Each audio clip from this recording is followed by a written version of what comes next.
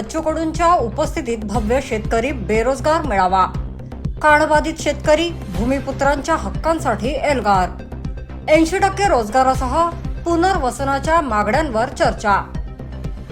वेकोली आणि खासगी कोळसा खाणीमुळे बाधित शेतकरी, कामगार तसेच स्थानिक बेरोजगारांच्या प्रलंबित मागण्यांसाठी उद्या 11 ऑगस्ट रोजी दुपारी 12 वाजता शेतकरी भवन वडी येथे भव्य शेतकरी बेरोजगार मेळाव्याचे आयोजन करण्यात आले आहे।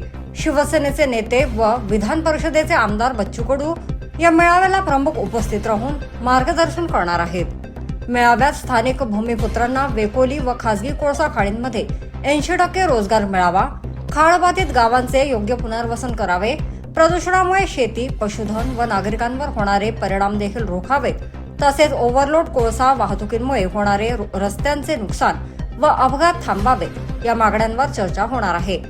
वनजमीन कसणाऱ्या शेतकऱ्यांना हक्काचे सातबारे मिळवून देण्यासाठीही पुढील लढ्याची दिशा ठरवली जाणार आहे। खाळबाधित शेतकरी, कंत्राटी कामगार, बेरोजगार तरुण व वनजमीन धारकांनी मोठ्या संख्येने उपस्थित राहावे असे आवाहन उपतालुका प्रमुख अनिल उलमाले, धीरज राजूरकर व शहर प्रमुख शिवराज पेचे यांनी केले आहे। वडी न्यूज एक्सप्रेस, ब्युरो रिपोर्ट। मी तर इथं पाहतोय प्रत्येकाला असं वाटतंय का इथं बसल्यावर आपल्याला वाटतं हिंदी इंग्रजी काही आहेच नाही, फक्त मराठीच आहे। पण त्या फॅक्टरीमध्ये मराठी लोक आहे किती? ठेवा पटलावर अहवाल, तुम्ही जिल्हा वाईज ठेवा, एकदा होऊ द्या तपासणी किती मराठी कामगार काम करतय आणि मग अडचणीच्या कामावर किती मराठी आहे, चांगल्या कामावर किती मराठी बसलेले आहे। WCL मध्ये चंद्रपूर, नागपूर, तिकडे गडचिरोली हे सगळे WCL चे प्रकल्प आहे। कोळसा खाणी ते केंद्र सरकारच्या अखत्यारीत येते, कोणी ऐकत नाही, काही ऐकायला तयार नाही। पाहावं लागेल। तुम्ही जर निवळ आम्ही पाहतोय तोंडातून बोलून नाही चालत, थोडं फटकारा। तुम्ही तुमचा जिल्हा पर्यंत तपासा, नागपूर, विदर्भ तपासा।